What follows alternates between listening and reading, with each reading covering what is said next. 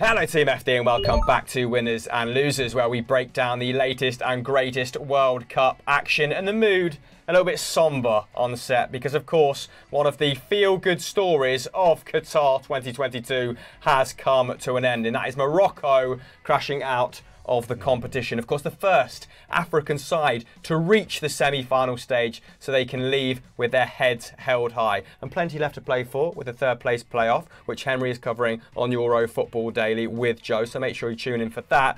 But for now, let's break down this game. Like I said, France, of course, in back-to-back finals after defeating the Atlas Lions, emulating two vintage Brazil sides. Not the result the neutral wanted, but we wanted. But in the end, deserved, and France, kept their first clean sheet of the tournament in the process, by the by. The Atlas Lions very much in this game until the 80th minute too, so they made a contest of it. McCubbs, I'm going to come to you first for some Morocco love. Can you shine a light on your standout performers? Yeah, I mean, I think Morocco can be very proud of their efforts here, and I'm not saying that in a patronising way for like a team, a smaller team here. Like, they were genuinely, the better team for a lot of the game, and especially given they went down, after 4 minutes from Theo Hernandez. Great finish from Theo Hernandez. Good, well worked goal in general. That and. We kind of all thought, oh, maybe this is the floodgates opening here. Maybe this is Morocco's, brilliant defence, which had conceded only one goal since June, which was an own goal against Canada as well. It kind of felt like, oh, maybe this is it. Maybe, with an attack as, three-dimensional as France is, that, maybe this was going to be too much, and, having gone 1-0 down so early in a game, something they're not very used to doing, maybe this was just going to be it. But they reacted so well. They, they had 55% of the ball in the first half, which, given that they were averaging 32% throughout the tournament, which I think is only second to Costa Rica in terms of, letting the opposition have the ball, was pretty amazing. We've seen them, hurt, Spain and Portugal and the like on the counter-attack, and to see them really take the game to France and really dominate that midfield battle to begin with was something really refreshing. And on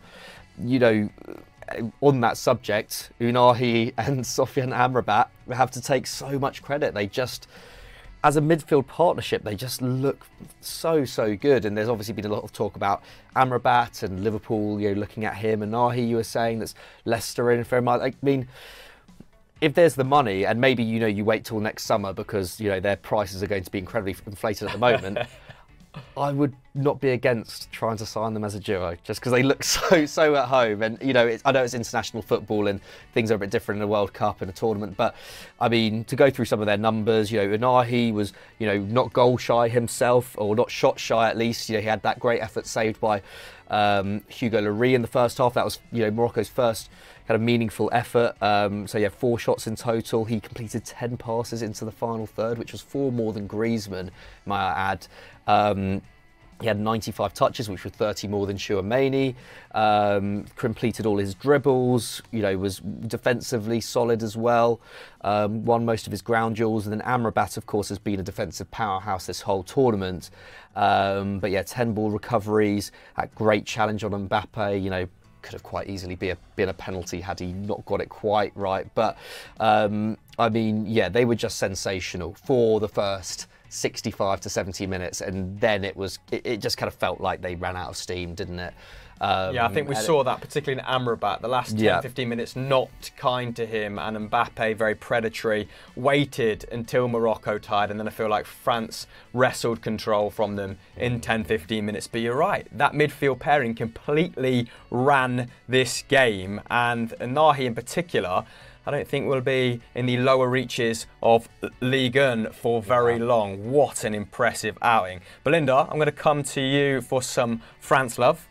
Now, just to tee you up, I thought they defended extremely well in central areas. We've put a lot of shine on Morocco for having a lot of the ball, but when it came to defending their own box, pretty formidable. And I feel like that was not mainly down to one man, but one man certainly stood out in some very frantic stages of the game, and that was Konate. Yeah, well, I think the way that Morocco was setting up was because you've got Ziyech and you've got Hakimi on the same side, and as well Amrabat who would come over, and then towards the second half Buffal was coming over. A lot of the play was down their right hand side, so just naturally Konate was having to pick up a lot of that defensive actions, especially in that box.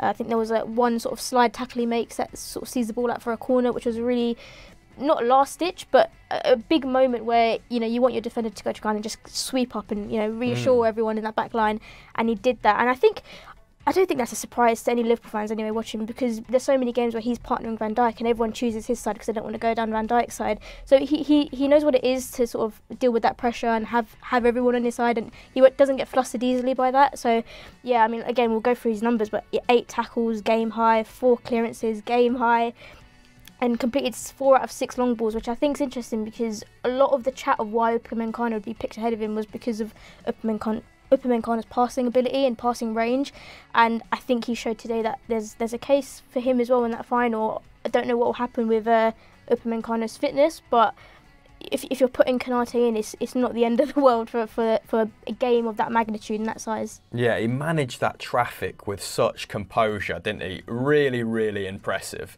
And I think emblematic of France's defensive efforts in this game, as well as Morocco's offensive efforts, was Antoine Griezmann's numbers. 3 clearances, 3 tackles and interceptions. He won 4 fouls, and he won fouls at crucial times when Morocco was starting to build up sustained pressure, right? And he did this all while creating 4 chances, just deadly on both ends. Bit of a box-to-box midfielder in this 90, and had it not been, or for Messi's tremendous outing in the last game, Griezmann might still be in contention for the golden ball, but you do feel like that is Messi bound.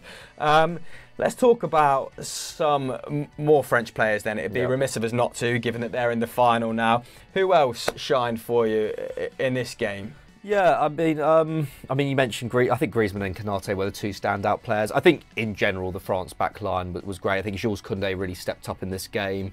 Just forcing Morocco, because the thing is Morocco were playing such good football in the first half, and I think that was the difference between the first half and second, was that in the second half they really kind of battened down the hatches, France, and they really did force them into the wide areas. And it took Buffal kind of going over to that right, like you were saying, to really hurt them. And then, when Morocco were trying different things, when Buffal came off, like, I don't know, they seemed to just kind of take the initiative in that sense. So I think that the whole defensive structure, I think Lloris as well was superb in goal. I think he commanded his area brilliantly.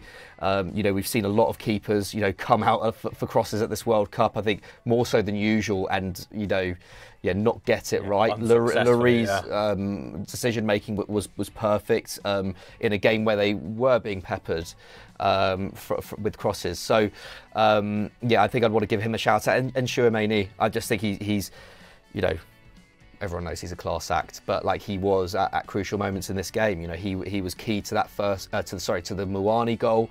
I can't remember who he turns on the halfway line, but it's just so silky, and then he feeds his former Monaco teammate Fofana, who then feeds Mbappe, and then it's basically game over, isn't it, with that footwork in the box and that fortunate deflected shot into Mouani. But and he was key in the first half as well. I mean, there was an attack that he started in the first half. I think skins two Morocco players, and then Giroud eventually misses that that gilt-edged chance from about 12 yards out. So I think he's just great, and he won 5 tackles and interceptions as well.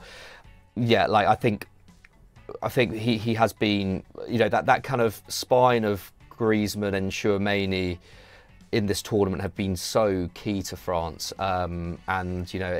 Before this tournament, as much as I love Chouameni, I did think that Pogba and Kante being out was going to be a bit of a problem, and he's obviously proved everyone who had those doubts wrong. And I think he's going to be really, really key in the final as well.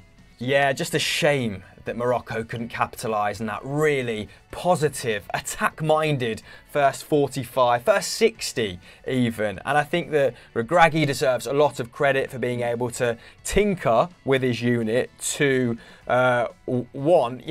enable that style of play, because he was missing key players coming into this fixture. Also, Saiss had to come off after, 20 minutes? Yeah. Captain, very influential in that back line. So yeah, the fact, I know France have had injuries too, but the fact that they've been able to go toe-to-toe with the defending world champions, immensely impressive. And yeah, what an addition to this World Cup they've been. But let's look forward now. Let's look forward to that final. I want to ask you guys where you think this French team can cause Argentina damage. Belinda, I'm coming to you first. I think you can't go too far without just looking at the two stars on each team, right? It's either going to be the Messi show or the Mbappe show, and I don't doubt that Messi, he will turn up. There's too many things written and gone his way, and the stage is set for him now to really cement his legacy in football history with this massive game. But at the same time, you see it from Mbappe today. We say he's a quiet opening 60-ish minutes, but then his footwork for the goal is just phenomenal. And this is a player who people say is just good at running in behind or needs space in behind to get in. He's clearly so technically excellent and will probably go on to become, arguably a GOAT as well, right? So I can't look past sort of those two stars, but then I think the midfield battle is key as well.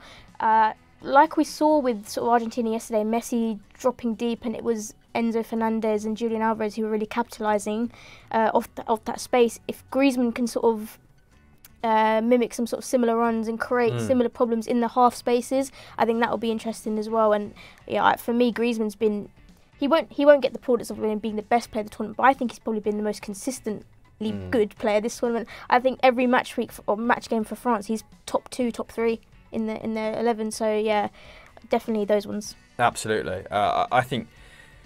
Yeah, Argentina will be scratching their heads as to how to deal with Griezmann being extremely elusive.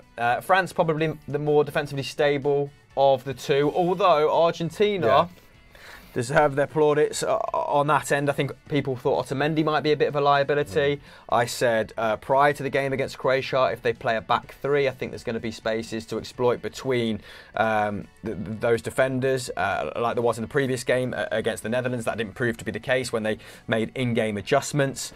What are your thoughts looking ahead to the France game then? Yeah, I mean, I agree with Belinder. I think the midfield battle is going to be really fascinating, and I think France do have the edge in terms of having Griezmann in that kind of 10/8 role, just because Argentina don't really have anyone like that. And it's going to be interesting to see, because I think there's just more question marks over what Argentina are going to do, whether Di Maria is going to come back into the team or whether they're going to stay with that kind of 4-4-2, that they played primarily against Croatia.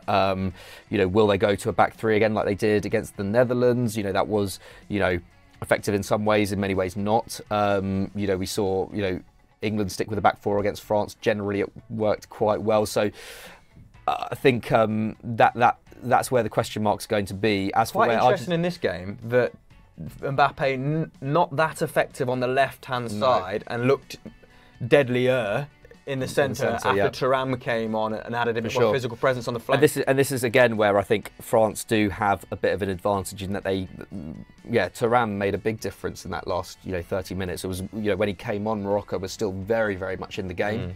And at the same time, Mbappe will be coming up against Molina, who I think is arguably the weakest player in that back line.